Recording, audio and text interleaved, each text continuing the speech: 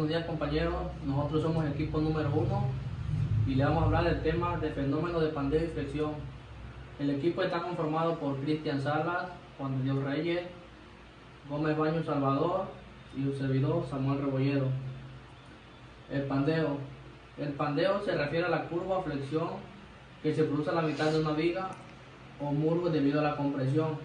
La compresión o la fuerza de compresión son aquellas tensiones que se provocan a un medio elástico. El pandeo puede clasificarse como un fenómeno que obedece a la inestabilidad de ciertos materiales al someterse a una compresión. La resistencia de un elemento metálico depende mucho de la compresión y esta también tiende a depender de la resistencia de sección.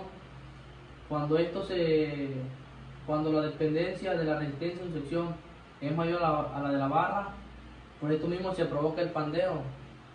Como los elementos metálicos tienen una elevadez media o alta, su diseño de pandeo o su forma de pandeo es por la condición de la inestabilidad. Existen tres tipos de pandeo, de los cuales ahorita le vamos a hablar. El primero es el pandeo local, que aparece en las piezas o elementos aislados. En este caso, la magnitud de la carga crítica viene dada según por la fórmula de Leonhard Euler. Para que este pandeo local sepamos que es el que se está viendo, depende de unas condiciones, las cuales son que la longitud de la pieza o del material, de su sección transversal o de las condiciones de la unión o vinculación según la sujeción de los extremos en el que se encuentre la barra o el muro. Otro tipo de pandeo es el pandeo flexional. Este pandeo se encuentra muy a menudo en los pilares, que son de muy alta esbeltez. Este modo de pandeo es cuando el elemento de compresión se flexa lateralmente sin giro ni cambio en su sección transversal. Estos se encuentran en los pilares, suelen fallar donde el pandeo es elástico y son sensibles tanto al pandeo local del propio pilar como al pandeo global de la estructura completa de cualquier pilar. También se encuentra muy pocas veces cuando los pilares son de baja esbeltez, porque fallan por exceso de compresión antes de que los efectos del pandeo resulten importantes. Cuando la esbeltez es muy baja en los pilares, la compresión tiende a ser mayor y por esa misma razón el pandeo flexional actúa al último. Hablando de los tipos de pandeo, tenemos el modo de pandeo torsional. Este modo de pandeo es en el cual un elemento de compresión gira alrededor del centro de corte. Bien, este tipo de pandeo, el torsional, se da en vigas de alas anchas y de rigidez torsional escasa.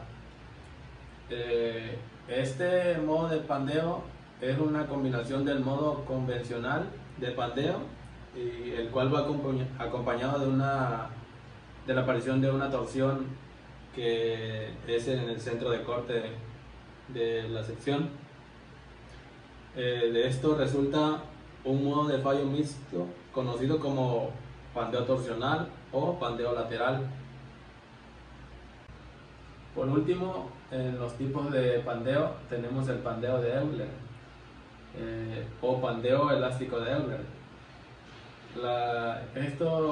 Este pandeo nos dice que la carga crítica del pandeo de Euler se deriva de la teoría de la estabilidad, y esta se define como el valor de la carga axial, la cual hace que una barra perfecta, elástica y articulada, sometida a compresión, pase a trabajar a flexión. También nos dice que no se alcanza en ninguna estructura real debido a que la existencia de imperfecciones geométricas.